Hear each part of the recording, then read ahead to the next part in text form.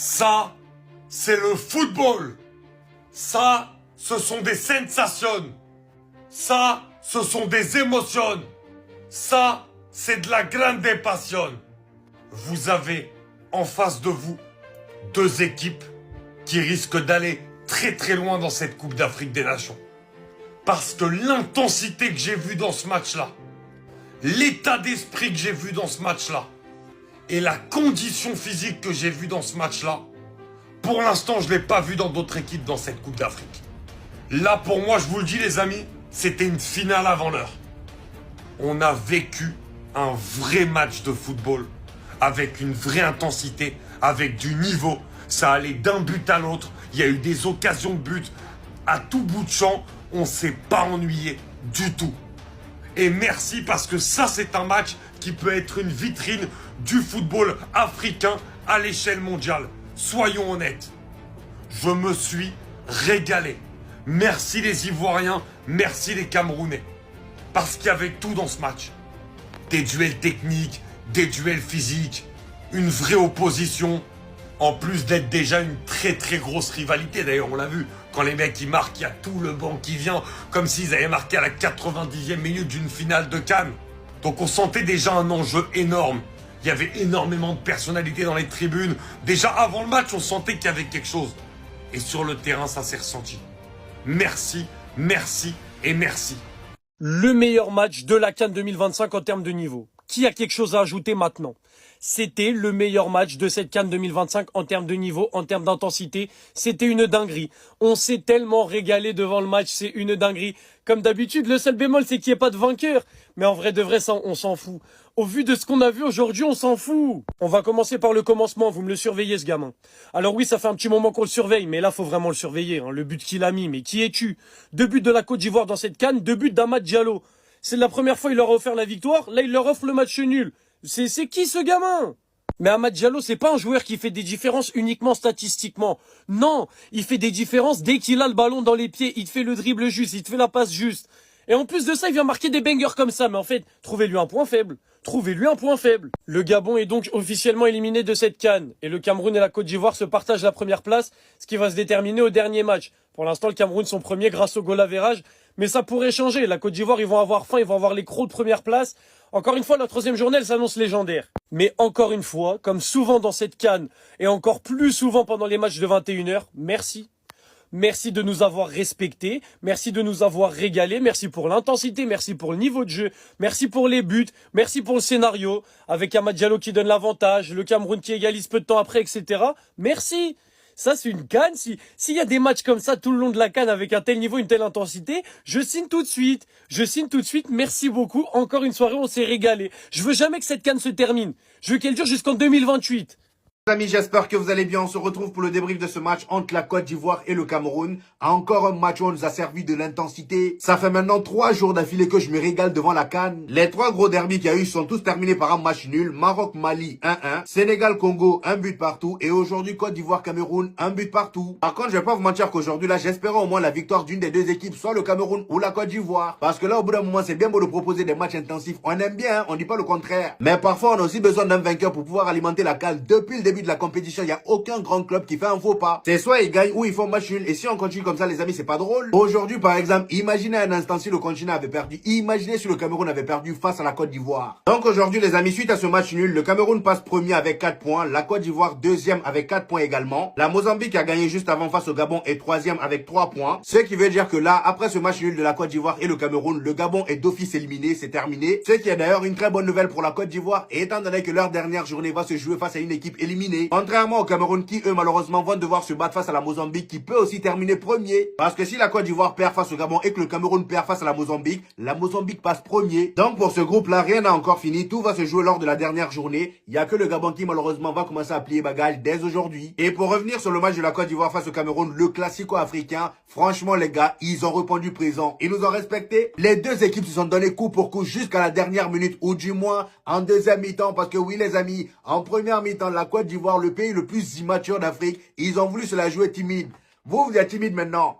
Ils ont voulu se la jouer timide parce que oui les amis, en première mi-temps, ils avaient très bien commencé. Ils avaient la possession de ballon. Les 10 premières minutes, ils étaient sur le dos du Cameroun. Clairement, la domination lors des 10 premières minutes était pour la Côte d'Ivoire. Mais plus le temps avançait, on voyait une équipe du Cameroun prendre l'ascendant sur la Côte d'Ivoire. Et c'est là, moi, je me suis dit, mais à quoi la Côte d'Ivoire joue? Et en plus de ça, ça ratait devant. La Côte d'Ivoire, en première mi-temps, a eu beaucoup de situations qu'ils ont mal gérées. Caissier qui te rate des occasions, des contres mal gérés. Il y avait un peu de déchets dans la finition. Pour vous dire à quel point ils ont été inefficaces devant les cages aujourd'hui, dites-vous qu'en première mi-temps, la Côte d'Ivoire, c'est 7 tirs au total. Et dans les 7 tirs, devinez à combien de tirs cadrés?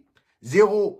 Nada. C'est pire que le Sénégal hier face au Congo. Clairement. 7 tirs au total en première mi-temps et 0 tir cadré. Et pendant ce temps en face, on avait une équipe du Cameroun qui, malgré qu'ils avaient moins de situations que la Côte d'Ivoire en première mi-temps, mais à chaque fois qu'ils avaient une occasion, ils se montraient beaucoup plus dangereux que la Côte d'Ivoire. La preuve, 3 tirs au total en première mi-temps et 1 tir cadré. C'est mieux que 7 tirs au total, 0 tir cadré. Vous voyez? C'est pourquoi je vous dis que dans cette première mi-temps là, ça se rendait coup pour coup. Le continent face aux immatures. Voilà, ça se tabassait mutuellement. Même si encore une fois dans cette première mi-temps là, il y avait une légère domination de la Côte d'Ivoire en termes d'occasion, mais le Cameroun avait du répondant. Dans leur manière de jouer, ils avaient l'air beaucoup plus déterminés que la Côte d'Ivoire. Franchement, moi c'est l'impression que j'ai eu en première mi-temps. C'est pourquoi je vous dis la Côte d'Ivoire se jouait au timide.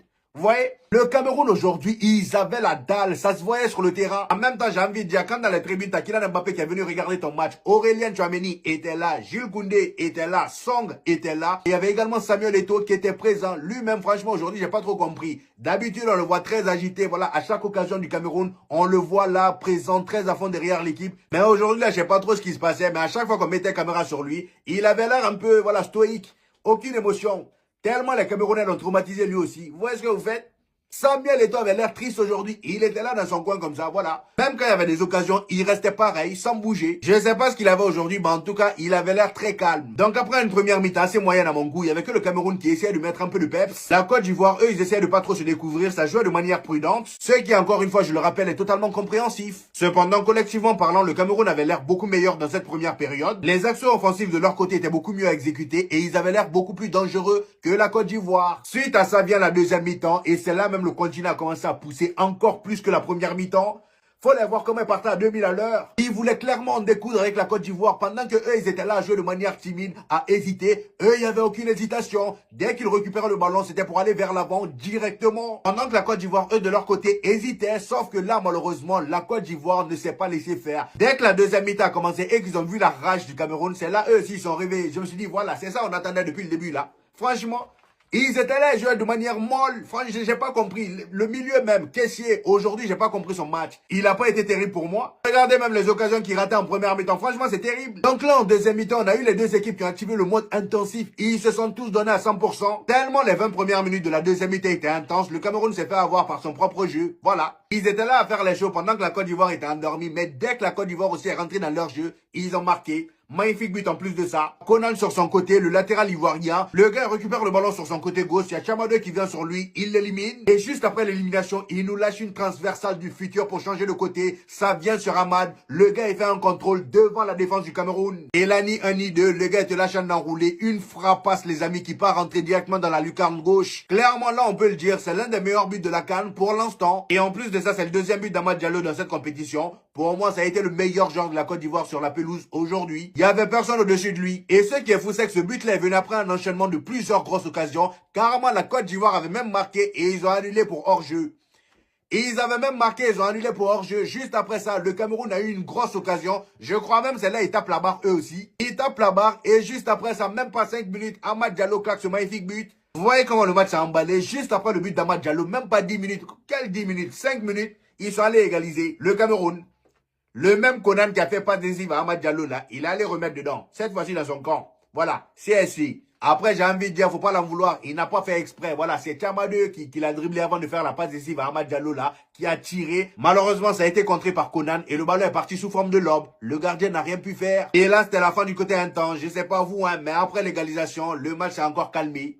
Voilà, comme en première mi-temps. Ils étaient là, ça jouait de manière posée. Il y avait des occasions, certes, de part et d'autre. Mais le match n'était plus si intense que ça que les 15 premières minutes de la deuxième mi-temps. Vous voyez ce que je veux dire? En tout cas, moi, c'est mon avis.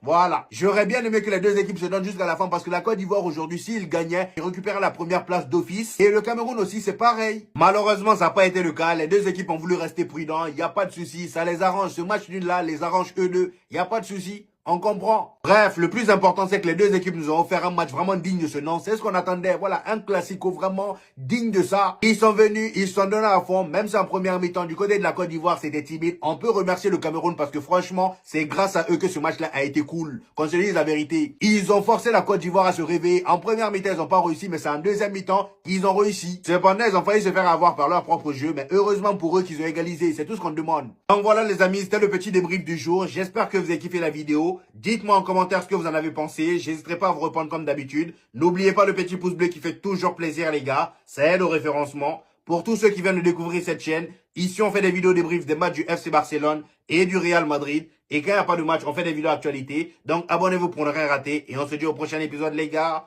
Peace. Gars, vous êtes en finale de Ligue des Champions, vous êtes en train de perdre le match. Ton équipe, elle est en train de faire n'importe quoi. Il reste 20 minutes de jeu, t'es en train de perdre 1-0. Il reste 20 minutes de jeu et t'as ces 4 joueurs sur le banc, t'as le droit d'en faire rentrer que un. Ton président, il t'a parlé avant le match, t'es obligé de remporter le match, sinon t'es viré. T'es viré. Le joueur que tu vas faire rentrer, il est obligé de te sauver. Tu fais rentrer qui? CR7, Messi, R9, Ronaldinho.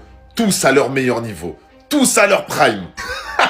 Eh les gars, je suis trop méchant, je vous jure. Là, je sais qu'en commentaire, il y aura plein de réponses différentes. Il y en a, ils vont faire rentrer CR7, Ligue des Champions, meilleur buteur de la compétition. Il a plein de records dans cette compétition. Il y en a, ils vont faire rentrer Messi, les gars. Le génie qui peut te changer un match en même pas une minute. Les anciens, ils vont faire rentrer R9, les gars. Ils vont faire rentrer R9, El Phénoméno. Il y en a, ils vont faire rentrer Ronaldinho, les gars. Un coup franc, une passe à l'aveugle, un but. Il peut faire tout ce qu'il veut. Moi, je vous dis la vérité, les gars. Je fais rentrer Messi. Pourquoi je fais rentrer Messi? Parce que mon équipe, peu importe comment elle joue, peu importe l'équipe en face comment elle joue, il s'adapte trop vite. En même pas 5 minutes, il peut déjà analyser l'adversaire et il peut rendre mon équipe meilleure. Parce que si mon équipe elle est pas bonne pendant 80 minutes, lui en 20 minutes, il peut relever l'équipe. Après les gars, c'est vrai que les remontadas souvent, c'est Cristiano. Hein. Moi j'hésite entre Cristiano et Messi, mais je fais rentrer Messi quand même. Mais j'aurais pu faire rentrer CR7. Hein. Dites-moi en commentaire. Babanks. L'actu foot côté Real, on se dimanche matin, c'est parti. Bon, mais Madridistas, hier j'ai présenté ce maillot-là, que ça sera logiquement le maillot de domicile sur les couleurs vert et rose. Et apparemment, le deuxième maillot, ça sera tout en vert et le troisième maillot, ça sera tout en rose. Est-ce que c'est mieux ou pas? Sur les 51 révisions faites par la VAR, ils ont décidé qu'il y a eu 10 erreurs. Les deux clubs les plus favorisés, c'est le Barça et l'Atlético de Madrid. Et le club le plus pénalisé, c'est le Real. Coïncidence? Je ne crois pas. Et on a logiquement notre gardien Thibaut Courtois, c'est le meilleur sur les 5 grands championnats. Personne ne fait mieux que lui. Après, quand tu vois notre défense, c'est normal. Heureusement, il est là. Merci encore une fois, Courtois. Franco Mostantuno, l'objectif du Real, c'est d'aider le petit à retrouver son niveau. En plus de ça, quand tu vois la montée en puissance de Rodrigo, comment il va faire? Ou alors, est-ce que Rodrigo va changer de côté, va prendre la place de Vinicius? Parlant de Vinicius, le directeur sportif de Al Ittihad a déclaré qu'il y a une possibilité que Vinicius arrive en Arabie Saoudite. Est-ce que c'est juste de la com ou pas? En tout cas, à suivre. En cas de départ de Vinicius, la piste que le Real cible, c'est Vitinha pour le milieu de terrain. Mais bon, une chose est sûre, si tu vends Vinicius par exemple en Arabie Saoudite, tu auras l'argent pour aller chercher Vitinha. Mais remplacer un ailier pour un milieu de terrain, je ne comprends pas la logique. On a parlé récemment de Jacobo et Nico Paz. Hier, ils ont encore sorti une bonne prestation avec comment Jacobo buteur, Nico Paz buteur et passeur décisif. Et logiquement, qui finit l'homme du match, encore une fois, Nico Paz. Villarreal que fait les yeux doux à Lounine. Apparemment, il y a 2 ans, ils ont déjà tenté, mais échec. Et là, ils vont essayer encore à nouveau. Surtout que leurs 2 gardiens, c'est très compliqué. Ils encaissent énormément de buts. Pour lui, le profil idéal, ce serait Lounine. Mais bon, je pense que le Real, ils vont pas faire cette bêtise-là de laisser Lounine partir. Donc voilà, mes Madridistas, quelques infos côté Real. On se dimanche matin.